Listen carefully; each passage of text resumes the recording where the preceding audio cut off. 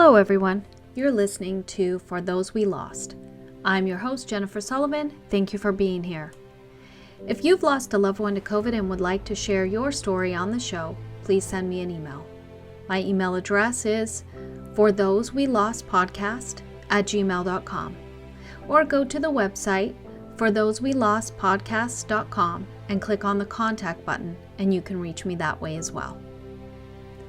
In this show, people share their stories of losing a loved one to COVID. Each of these stories is heartbreaking, inspiring, and honest. We are candid about how hard it is to move on from our grief, how we relive the events leading up to our loved one's death, and the difficulties in carrying this loss with us through the political turmoil happening in the world right now and in the face of people who don't believe COVID is real. You may hear things in our stories that make you cry, and you may hear things that make you angry.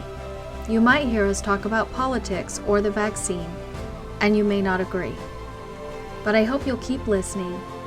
I hope you'll stay to the end of each episode and realize that each person who openly shares here has experienced deep grief over the loss of a loved one. And that's something we will all experience. We all love someone. We will all lose someone we love, and we will all grieve. These are the stories of those we lost to COVID.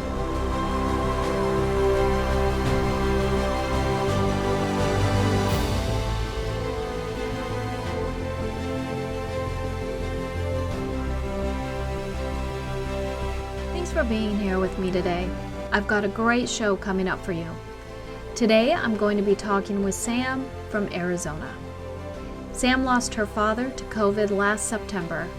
He was in an ICU for over 60 days. So Sam had a lot of time to reflect on video calls and how much her father and her family were affected by the physical separation. Since her father's death, she's become focused on raising awareness about family-centered, holistic healthcare, and she's founded a nonprofit called Speaking Life. All the information on her nonprofit is in the show notes for this episode. And with that, we'd like to welcome, is it Sam or Samantha? You can please call me Sam. Okay. All right. We'd like to welcome Sam to the show. Thanks for being here. Absolutely. Thanks for having me. So I would like to go back to March of 2020, which is pretty much where I start all of these, and have you, because that's when all the lockdowns and everything started to happen. Tell me about how you heard about COVID and what happened at where your dad was at his facility, and when you first learned about the lockdown. So we heard about COVID initially in the fall because my daughter at the time attended a charter school, which was a trilingual English, Mandarin, and Spanish school. So we were actually planning to go to China in September of the year preceding. And we're hearing about these reports of COVID and that we probably wouldn't be able to go. And so, fast forward to March, there was this building of this tension and this worry with COVID. So when March hit in Arizona, we began to lock down about the third week of March. Thankfully, I was hosting a continuing education event the week prior that didn't go down because of COVID, which I was very thankful for. But a lot of that tension and that worry was really building through the beginning of March and was putting a lot of pause professionally on different conferences and things that were planned because springtime is usually a part of conference season in my profession. So at the time, my dad was just living on his own, happily living retired in Dewey, Arizona, which is really close to Prescott, if anybody knows Arizona. So he was just there and kind of living life with my stepmom, and we were staying distant from each other. And the last time I saw him was at my daughter's birthday in February, a cute little skate park birthday. And that was kind of the last we saw of most people, I would say. Mm-hmm. So over the summer, you isolated, which I everybody did. I stayed home. I did home projects. I shopped online for groceries. I did all of that just because that's what I thought would be the best for me and for my mom. And when I saw her at the window of her facility, I either was wearing a mask if the window was open, or if it was closed, I would sit outside with the phone on speakerphone. Mm. But so you isolated from your dad and your stepmom, and you're down near, are you near Phoenix? I'm in Phoenix, yes. Okay. All right. So there's a few hours there, right? Between Prescott. I know where that is. Yeah, there's at least an hour and a half where Dewey is. They weren't down in Phoenix a whole lot. I do recall a time in about May when they possibly wanted to see me and Mm, even go like to a store, I think because we had opened at that point. And I was like, no, like we can't see each other. We can't be going to a store right now. I want to see you, but we can't. And of course, I regret that day now, looking back on it, because that was the last time that they were available to see. And my thinking was, I'm trying to protect you. I don't want to see you, nor do I want to go to a store because we're still in the middle of, some scary times when we had to stay distant from each other. So yeah. What happened as it got closer to September? So it was actually a day that I was off for celebrating my husband's birthday. It was July 16th. And my dad called me. He called me in the morning and said, I'm sick. I said, okay, well, what's going on? And he said, well, I've been in the hospital since Monday. Mind you, this is Thursday. He always had the personality to try to protect me with his medical happenings because he had significant other health issues from a broken back that he endured in the line of duty, when technically in training as a police officer. And so he called me on a Thursday morning to let me know that he'd been in the hospital for all these days. He hadn't let me know or any of the family know because he didn't want to scare us. It wasn't uncommon for him to be in and out of the hospital for multiple back surgeries and things that kind of develop as you get older with your heart. And he did have diabetes and such. So when he called me, there was a different air in the room, feeling even over the phone like that. And he hadn't heard back if he was COVID positive yet, but just hearing my being in the medical field, and even though I work in pediatrics, specifically in pediatric dermatology, was still obviously aware and keeping updated with what was happening medically to people. And it just sounded so scary because he was certainly walking down a serious COVID course. And he did have a history of asthma and things that were not stacked up against in his favor. And I said, are you scared? And he said, yeah, I'm really scared, Sam. And I didn't know what would happen, but hearing him and hearing his fear, when he hadn't had fear in all of the many back surgeries that he had endured before, was was pretty scary for me too. So we talked. That was a Thursday. We talked a little bit. In the following days, he progressively got worse. He couldn't breathe. He had very high oxygen, both by nasal cannula and then switched over to a BiPAP, which essentially is like a big mask over your face, pumping a bunch of air into you. So obviously very loud and doesn't allow you to speak very well through a mask. So I called him as much as I thought would be appropriate, also knowing that he couldn't really speak very well to me because he was labored. And the staff didn't necessarily aid in a lot of communication. They kind of utilized him to communicate, even though that doesn't quite make sense to me.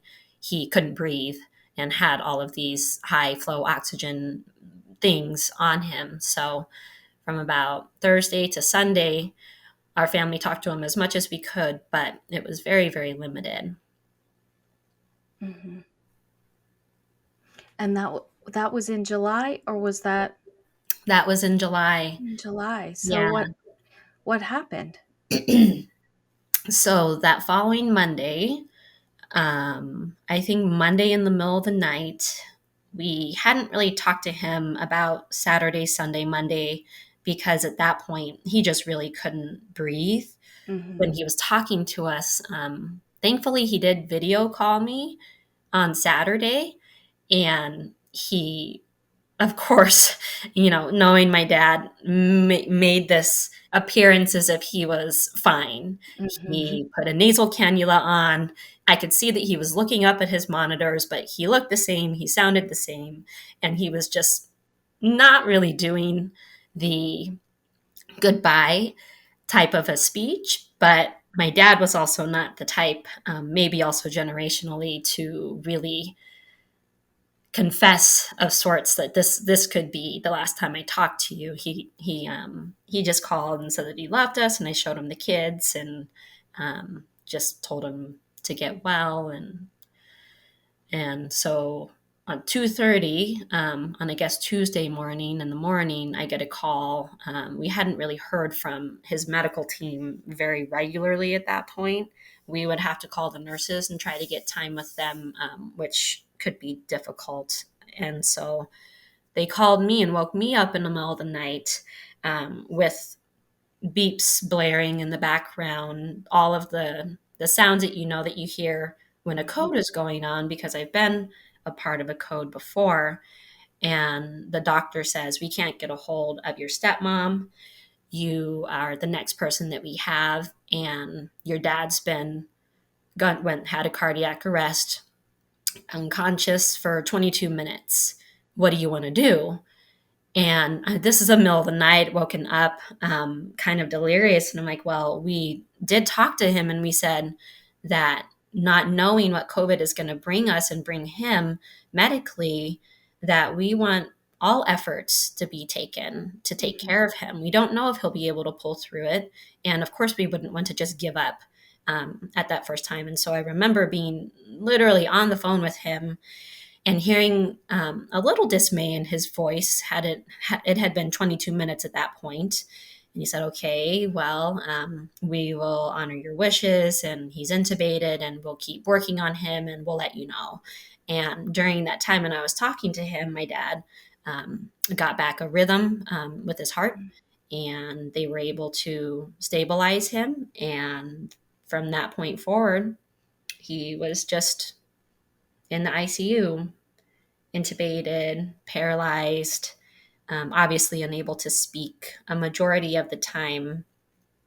So he ended up spending 65 days in the hospital like that, was transferred to a higher level of care in Tucson, Arizona. The hospital that he was at was considered more rural, didn't necessarily have the specialists that you would think that should be involved in a COVID patient's care.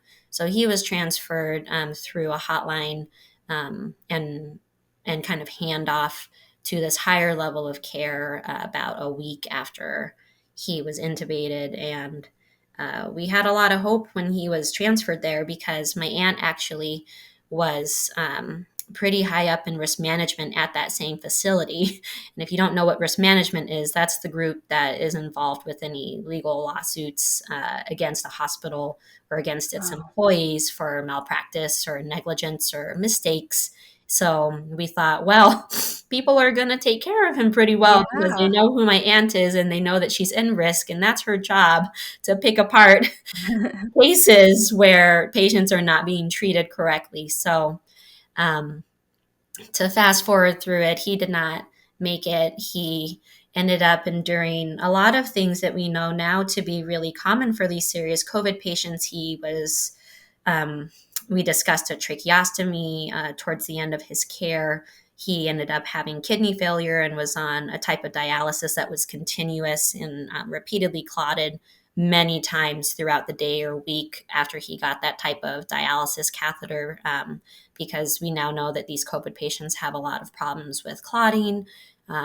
His kidneys, obviously his lungs, his heart would go through periods of really increased stress and worry.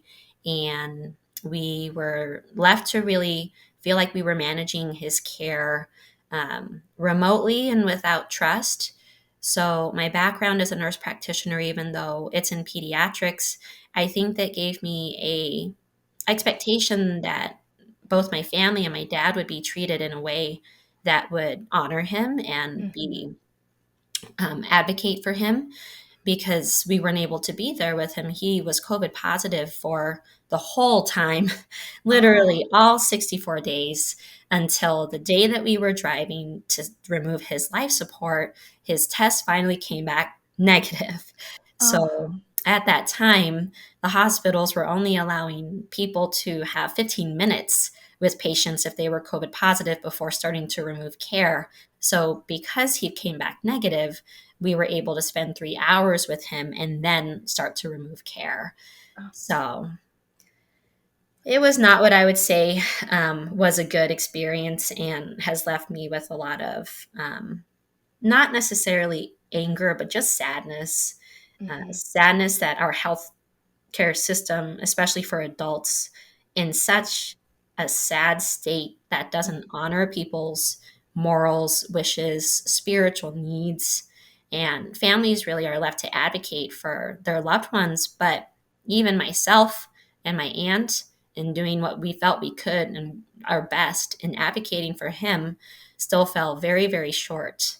And it just breaks my heart now that so many thousands of people have passed away in the same manner and didn't even have maybe an idea of how to advocate for their loved one. And now so many of us are now traumatized in many different ways, and different obstacles that we faced with taking care of our loved one in this really traumatic way of losing them to COVID. But it just is unforgivable the way Yeah, that the lack of dignity and support for his spiritual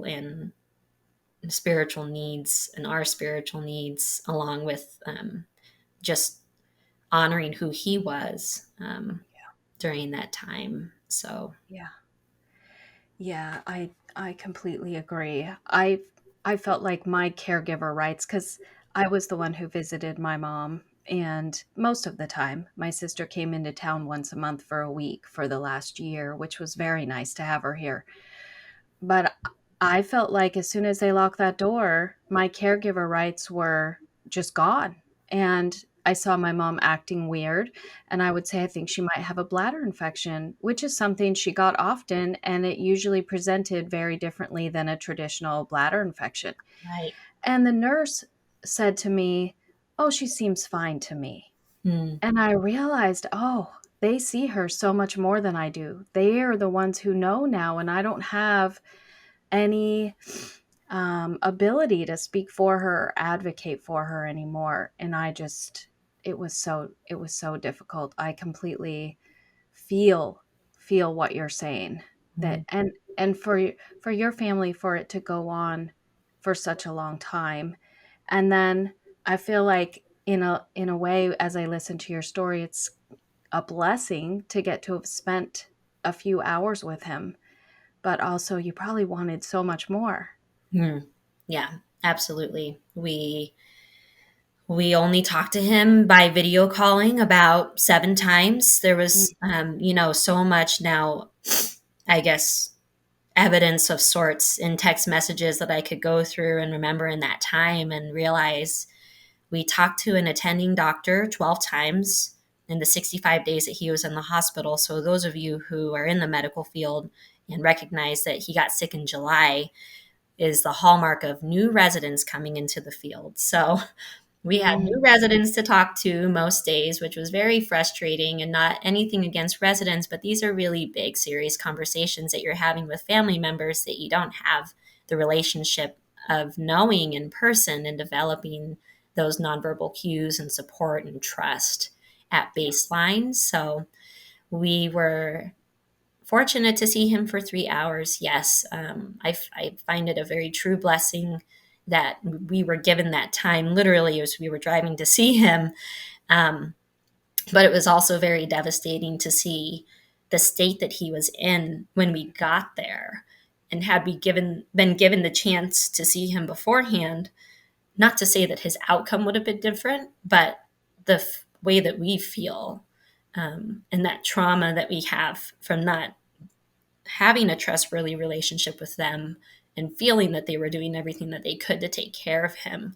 And not medically. This isn't a medical issue for me. It's an advocacy and more holistic based issue that they didn't care for the things that were important to him or important to my family. He even had my uncle, bring him a razor, an electric razor, when he was in the first hospital. Like the second day that he was there, he clearly cared about the way that he looked, being clean shaven and put together. And when we saw him, what my stepmom remembers is just hair coming out of his nose, coming out of his ears. His hair on his head was crazy and wily. Like nobody even decided to comb it for us. And me working in dermatology, looking at his skin, it was dry and cracked, spots of blood left on his arms. And the worst thing was that they didn't know who my dad was baseline. He had lost more than 50 pounds. And if you can imagine your typical dad body, big belly, strong man, he was in the police force and they had to retest, to stay on the police force physically. So he wasn't necessarily a donut eating dad police officer. He was, a strong man, and to see him in person, he had no belly, absolutely no muscle in his legs. His hands were the same, his feet were the same, and his face was the same. And mind you, when we were video calling, we would just see his face. So to us, he looked essentially kind of the same. But when we got there and saw the state of his body, it was like, my goodness, people, how could you have gone 64 days, or I'll give them a break, 30 days, the last 30 days, without even telling me anything about his weight?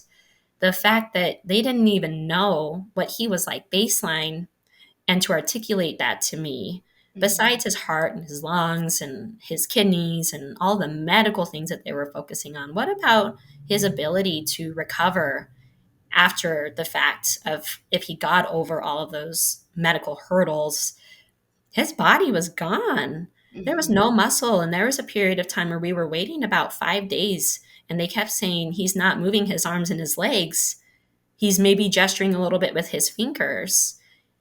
And in hindsight, they didn't even know that they were looking at a man that was, before he went into the hospital, a big, strong, dad-bellied individual. And they were looking at a man who was completely emaciated with no muscles. How could he recover from that? Yeah. And so to me, that was the most unforgivable. The fact that they didn't take any time to know him.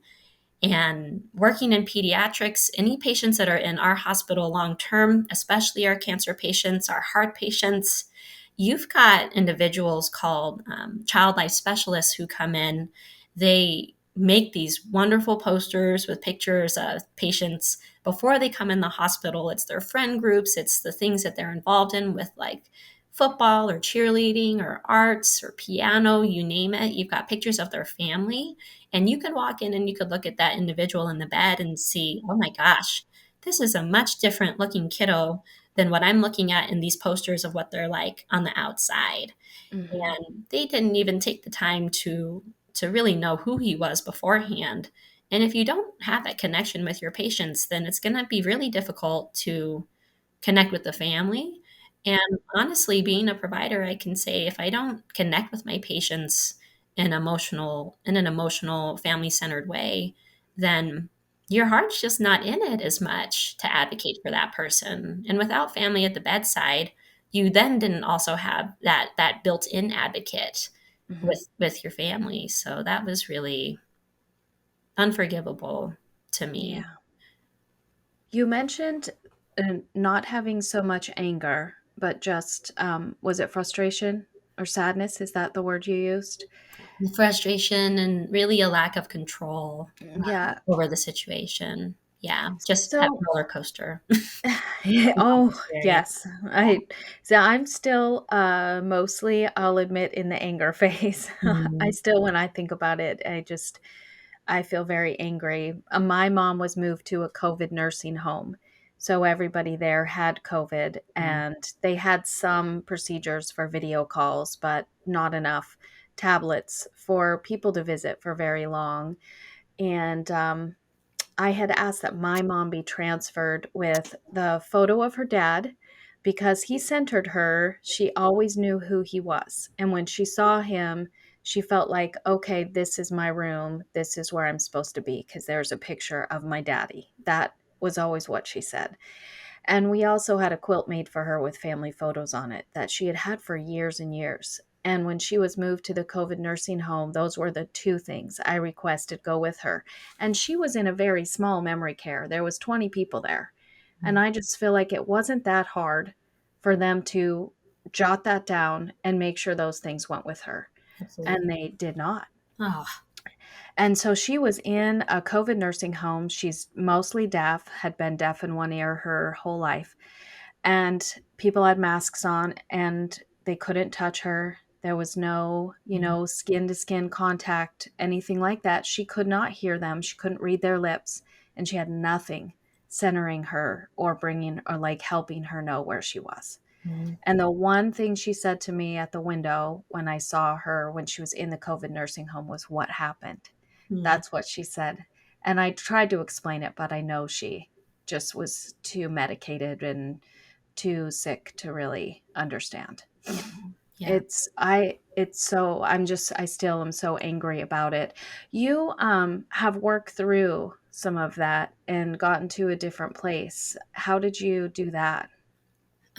So I wish I would have started it earlier, even during the time when he was in the hospital. But I did grief counseling. Thankfully, my work has good benefits, and I was able to start that right away with no cost. And my counselor is literally right on the corner of my neighborhood Mhm. in an office building. So it was really convenient to pop over there and see her. I started that pretty soon after he passed away. And I am somewhat of a social butterfly. I don't mind sharing my feelings and talking about things. I understand that not everybody is in that boat.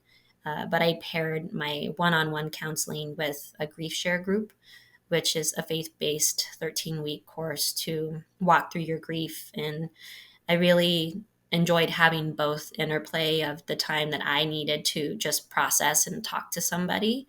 Unfortunately, it's this terrible club that you're in when you've lost a loved one, an even smaller club with a loved one from COVID.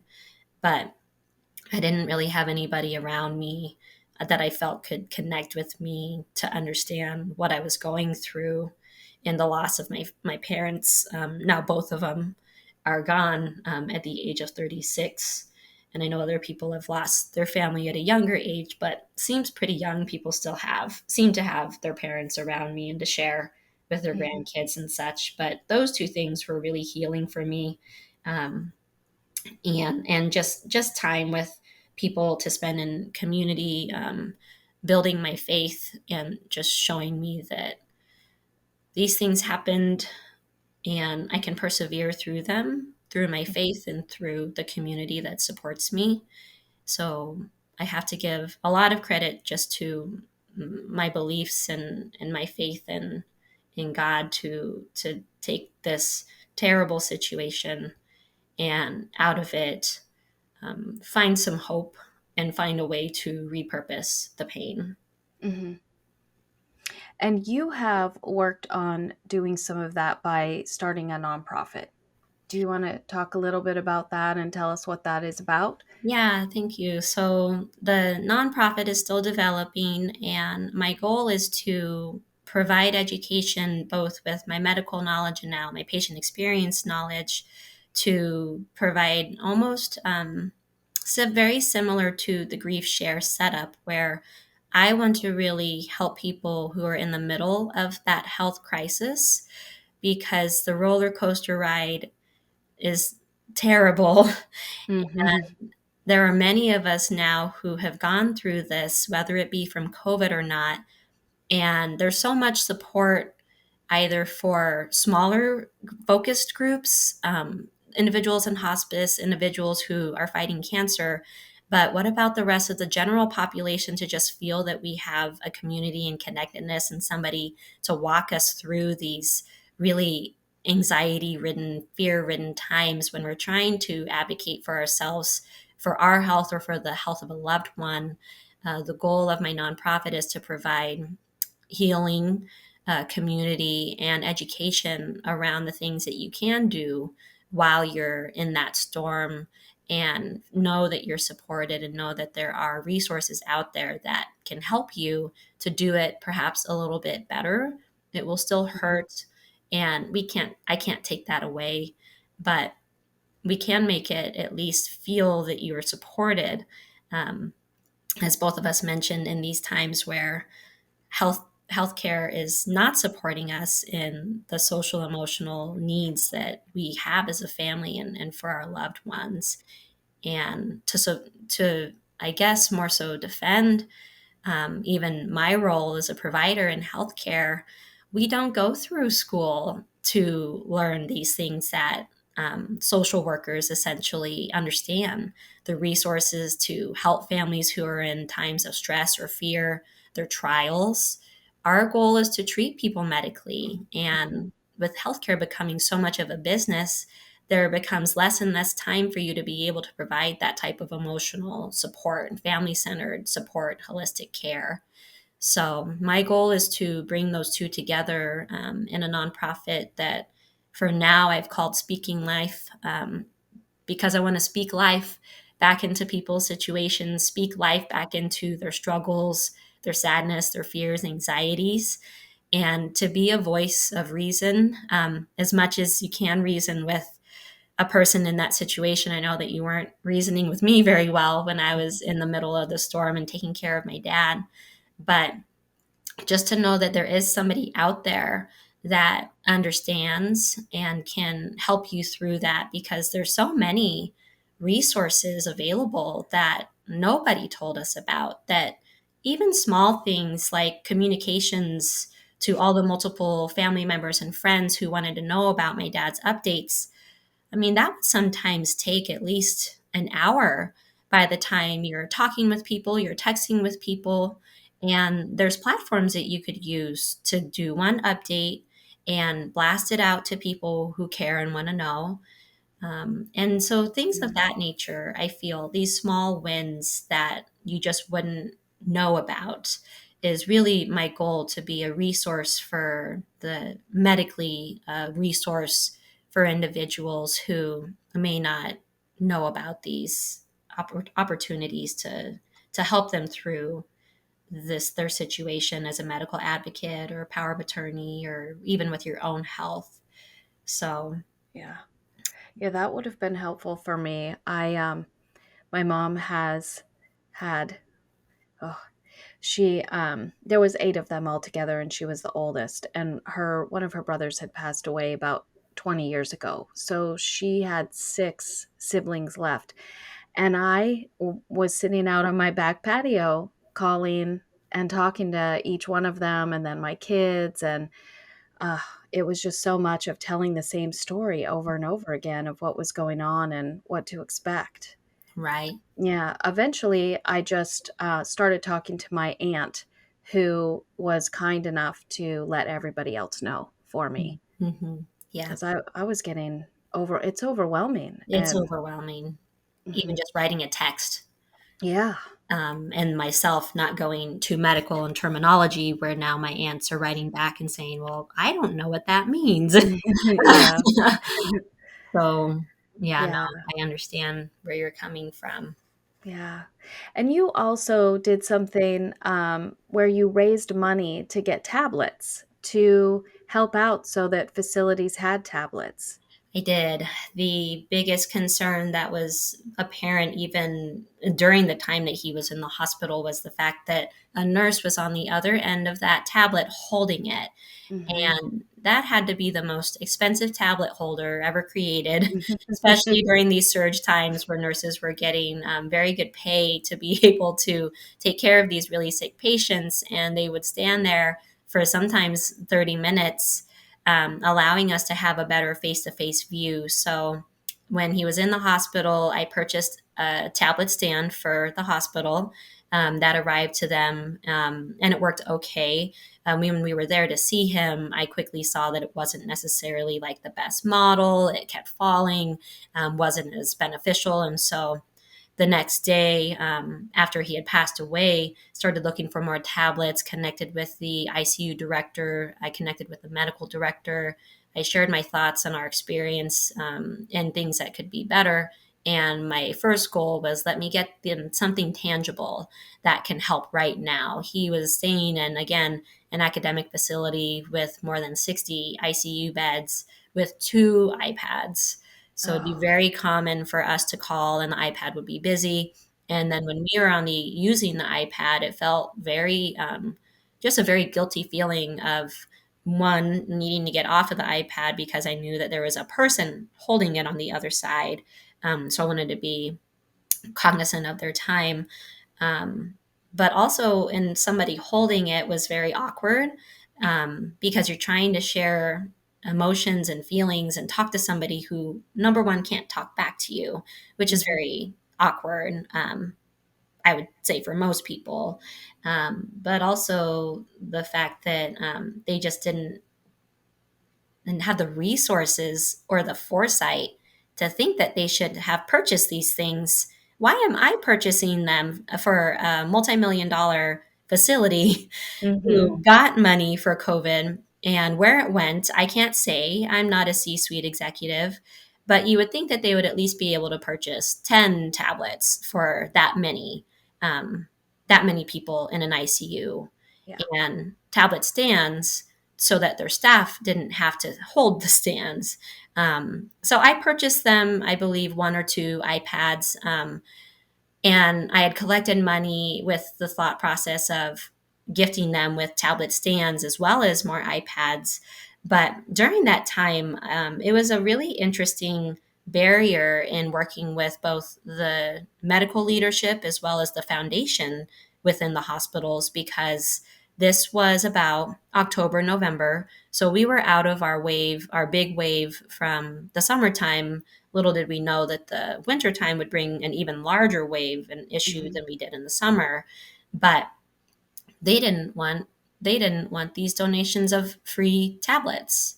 One of the larger health organizations in town literally wrote me back, from their foundation. Their VP wrote and said, "Thank you for wanting to buy tablets for our facility, but we don't have the time to take those right now. We don't have the time to process that."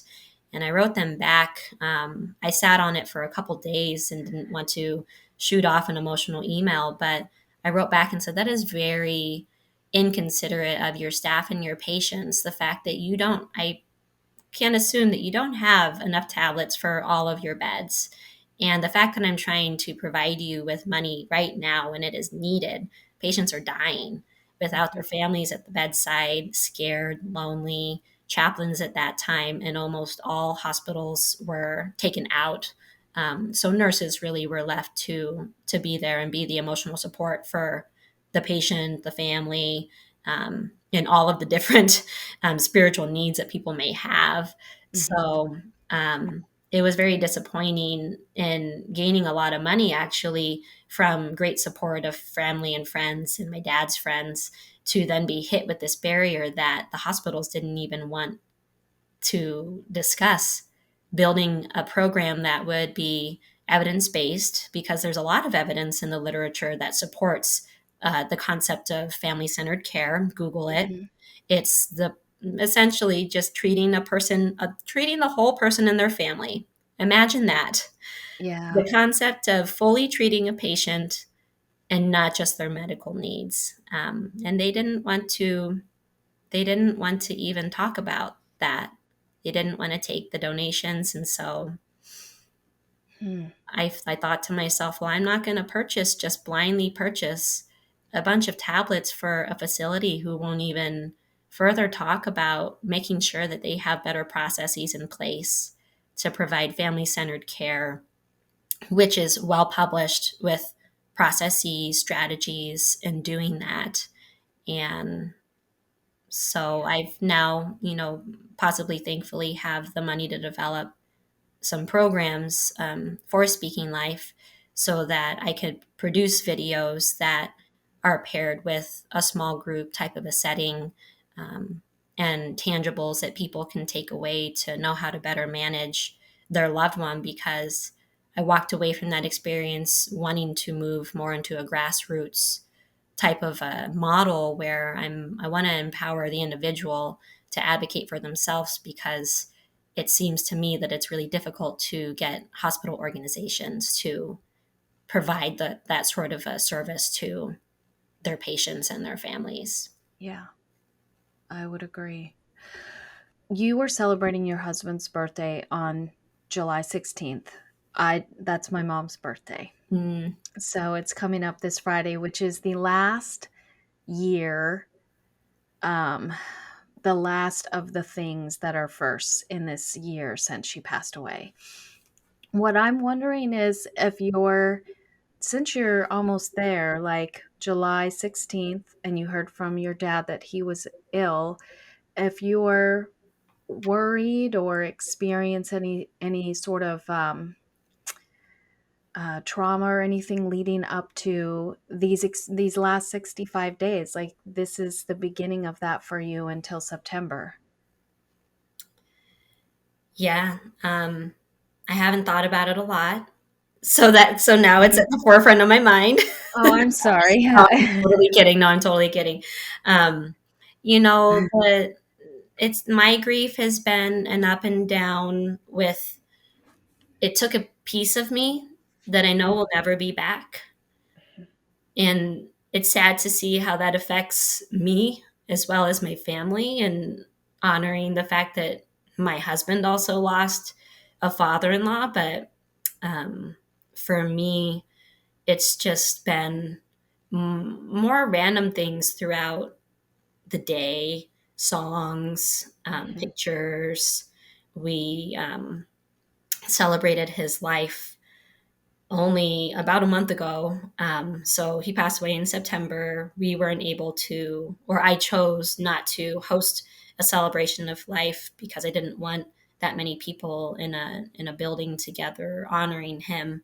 And so we Yeah. did finally do that in June. But um, I am thankful for my grief to be in a spot where, at least from what I could say right now, is not feeling like it's going to be traumatizing because of the day. My Okay. grief more so comes in waves throughout just doing normal things, which is, I think, even worse. Mhm. Conversations with people that I bring him up.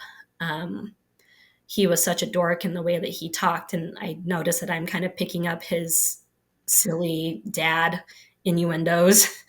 Um, in how I speak and interact with people. And also with my kids, I've got a 9 and 5-year-old. If I find myself sharing more of, well, grandpa used to do this, or grandpa used to um, love, Looney Tunes, and he had silly ties with like the Tasmanian devil. He's just a goofy individual. And so that's really what hurts more, is the day to day. Mhm. And in ways, I'm glad for that, because it keeps him alive with me on a day to day. So I don't know how this time will be for me, but I am still seeing my grief counselor. I see her about every 6 weeks or so, and kind of working through just who I am now without him. Mhm. And that's really redefined me, even in my profession. I think that did that for a lot of people, just through COVID and changing our perspective on what's important. Yes. How are we going to spend our time? Who are we going to spend our time with? And what is the purpose of our life? And my purpose is no longer for me. Um, it's of course for my family, and again with my faith for God. But now my purpose is to help others not go through this as Mhm. much as I can. Um, so so yeah. Yeah. Yeah, that's beautiful. I um I hope I hope that you're just able to go through the next couple of months And when he comes in to your mind, just smile and think about him and carry it with you. You know, I talk to my mom every single day. Um, and I talk out loud to my mom every single day now. I just, for me, it's getting in the car. I tend to cry a lot when I'm alone in the car, and just go in the grocery store and giggle at things that I see that she used to, like, she used to try on all the weird sunglasses. Ah, And so I walk by the sunglass rack and I think about things like that, and it just hits me. So, um, I do the yeah, same. Um, songs in the car, just breaking down. Yeah, a lot of it is alone, and admittedly, I do process things emotionally internally. I'm not very yeah, good. Even though I'm social, I don't do a great job of sharing my emotions with others.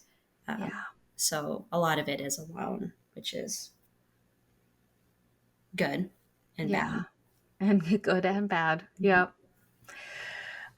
What do you say to people who say COVID isn't real? You know, I try to use my medical background to help them through that. I don't also choose to be around. Luckily, my people group is not Hmm. involved individuals who are going to try to argue and think that COVID is not real. Yeah. But I just share facts. I don't. I'm not an aggressive individual about COVID because so many people these days are so polarized, and if you don't have the same opinion as somebody else, then all of a sudden you can't be friends. Hmm. You're wrong, they're right, and I don't know how we got to this point of arguing and not being just amendable to differing opinions. It's become such an ugly world, seemingly, in how polarized we have become and how different someone else's opinion now means that it's not just a simple opinion that they can mention. Now it Hmm. defines your whole personhood. Yeah. And your whole personhood is now not in agreement with what my worldview is. So now you are not my friend. Right. Um, I, So, and I don't know how we got to that point in a time when we all need to be together, supportive, and loving one another. It's what we're called to do.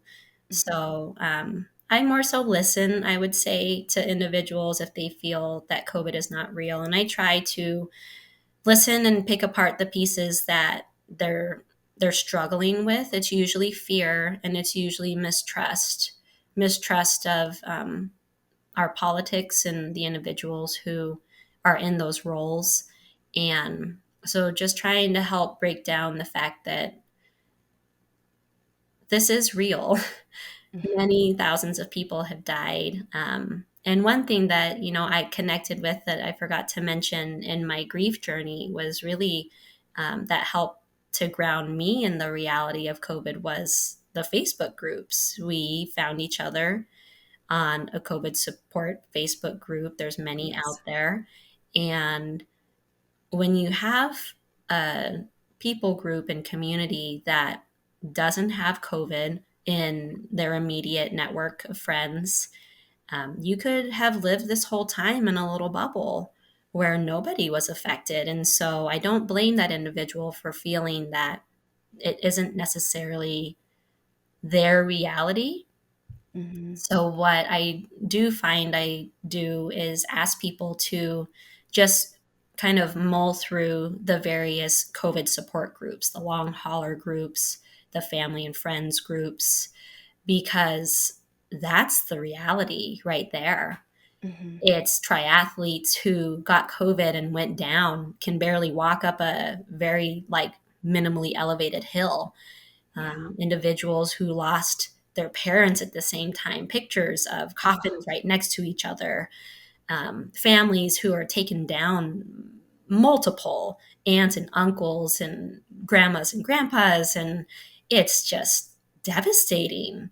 Yeah. what's happening and is still happening. And sometimes I'm in Arizona, so we're very well known for being a little bit more open and free than Yeah. other states have been. And that kind of, I think, keeps people in this reality that's not real in a way. They go about their lives and you shouldn't wear a mask, and um, it's not important to keep other people safe. It's very much just I'm out for myself. Mhm. And my reality within my world, COVID doesn't exist because it hasn't touched me. But get on these Facebook groups and see these individuals who are hurting. And at this point, we've had over 100,000 individuals who've died in the United States or more. I don't remember, or over 600. Gosh, Yeah, it's over over 600. 600,000. Yes, I just Mhm. did a presentation a couple weeks ago to my hospital on our patient experience and paired it with ways that providers can communicate better with their families to honor their wishes and that family centered care approach that I keep talking about. But Mhm. I think that is I feel that individuals have to figure it out on their own, so at least give them the tools in a loving way that helps them see what COVID is like. Mhm. I'd say that's more so my strategy. Yeah. Well, I ask a couple questions at the end, and I'd like to know if there is any one person um, that you would like to name by name who you feel is responsible for what happened. It can be in your state or nationally. For me, it's always the governor of Oregon, Governor Kate Brown. She is who I call out. I don't know if you have anybody that you feel like didn't do enough, who had the power to do more. I feel like our governor, Governor Ducey, could have had a louder voice in decision making to protect us during the summer surge. Mm, The fact that we were able to keep bars open when other things were still needed to be closed. It just sent a bad message. You see individuals like one of the founders of Marked by COVID, whose father passed away because there were many people that do trust our politicians, and they trusted that when they said you can go out now, mhm. um, they relied on that to be truth. And as a medical person, I, in my mind, was like, no, Yeah. no, we're not going to go back to church. We're not going to go to gyms. We're not going to go to big areas where we can get COVID. It's very easily passed. Um, but there were individuals who decided to listen to our governor, went out, got sick, and died Yeah. directly because they said it's okay. It's okay to go out. And that's not a way that I managed how I lived life during COVID, but there was a responsibility there to not seem as if they were one-sided. Why on earth would bars need to be open? Mhm. That doesn't make any sense when other things remain closed. So that I would say our governor did not do a great job with that. Even though we were allowed liberties and freedoms that other states didn't have, and I do appreciate the ability to have felt like we weren't locked down as severely as some states like California. Um, Yeah. it was irresponsible. Yeah. Yeah, I remember seeing I have nephews that live in Arizona, and I remember seeing a picture of a water park outside of Phoenix. Hmm. I was shocked because Oregon was very, very locked down. Yeah. And then when the winter surge hit in November, December, we went back into pretty much a stay at home order again. Wow. And our restrictions were just lifted on June 30th. Oh, wow. So pools just opened for Mm. us about a month ago. And to see a water park with, thousands of kids around standing in this line waiting to get up on this tube to go down, I just thought, oh my goodness, what is happening there? Because I stayed home all summer, all last summer and into the fall, Mhm. and uh, yeah, didn't do very much at all. Just Yeah. because I felt like it was more important for me and for my husband because he owns a company. I didn't want anybody there to get sick, and just to keep myself as safe as possible and make sure that I was acting in the best interest of the people that I interacted with. Right. Yeah. Your bubble. Yeah. Yeah, You yeah, want that the the bubble. pod, the little pod, Yes. that's what we had. Yes. So, in Arizona, because, your state moved on to sort of a new normal, like, "This is over, let's move on." What would you like to see done on a state or even a national level, like a national COVID memorial?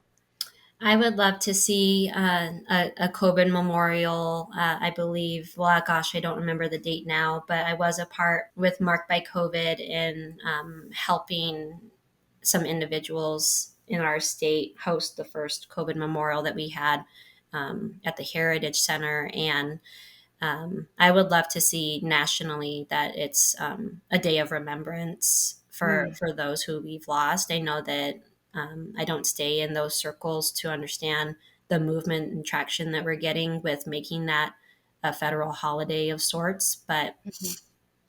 to not honor them in that way would be really, really unfair.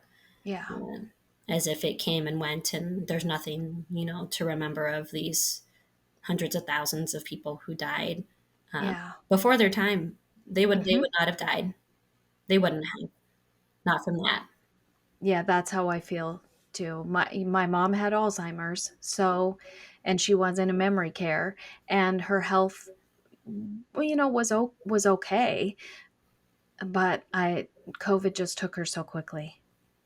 She just tested positive in an outbreak there, and then 12 days later, she passed away. Yeah, yeah. Yeah, Also, protections built into our health system to protect families, and that the outcomes of a patient and the care for a patient should not only be medical. There needs to be more in place to support the whole person and not just their medical needs. mhm, There's evidence that it improves outcomes, decreases length of stay, which therefore would be decreasing the cost associated with healthcare. And I think it irresponsible for us to look at the situation and say and think that our healthcare system has actually been, functioning in a way that is honoring of that to begin mhm, with. It's just unroofing a problem that we've always had. So it's yeah, difficult to place my finger on how that should be enacted, but it shouldn't continue to be in these small groups and organizations where dealing with death is more at the forefront. It should be something that's integrated for everybody equally, mhm, to support a family in whatever situation that they're in, um, to honor their wishes and honor their loved ones and their family values. So how that yeah, could happen, I'm not exactly sure, but I will at least try to educate people on how to be a better advocate and understand these concepts of what they can integrate into developing a more trusting relationship with their healthcare providers. yeah, And hopefully something down the road can be developed. yeah. Yeah, I hope one of the beautiful outcomes of what you're doing is that lockdowns like this, where they take the elderly and in nursing homes or hospitals and just take away their family visits and people who hold their hand and comb their hair and clip their nails. And, those are the things I did. I Hmm. love doing them. They Hmm. meant a lot to my mom. She cared a lot about her appearance. And Hmm. to never do that again, it didn't work. It Hmm. Taking away family and that connection just did not work. No, physical touch from a Mhm. loving individual, you can't replicate that You with can't. with hospital staff. With my dad, he was off of the paralytics and the sedation when he passed away. He didn't have a lot of energy, but I was stroking his face when we were there and spending time with him, similar to how he used to do to me when I was falling asleep. And a tear came out of the corner of his eye. And it hit me that he hadn't probably had a loving touch in 65 days. Mm-hmm. And that was just evidence of how important the family is, to your point. Mm-hmm. And absolutely, they shouldn't have never taken that away from all these individuals who passed away. Yeah. You couldn't even quantify perhaps the positive outcomes that could have come from people's families being with them. Yeah. I think with my mom, because she couldn't hear, and I think just knowing that we were there, like to have someone hold her hand, I think it would have been, I don't know, if it would have made a difference near the end, but it would have made a difference to me and to her. I don't know if it could have, she might have still died, but yeah, it's the thing I hold Yes. the most, is that worry and the emptiness I feel that I wasn't there with her when she Right. died. Right. Yeah. Stripping our rights as well. Yeah. Yep. Yeah. Well, thank you so much. Yeah. Thank you so much for talking to me. I really, really appreciate it. This has been lovely and so helpful. Likewise. Thank you for giving us a voice to be able to share our stories and hopefully make an impact and change for other individuals who are able to resonate with us. So You're welcome. I feel like this is what I am definitely meant to be doing right now, to channel everything that I have going on inside of me. yes. Yeah. We've Yeah. all found that in different Yep. ways. Different ways. Mhm. Yeah. Mhm. All right. Well, thank you, Sam. Thank you. And that's the show, everyone.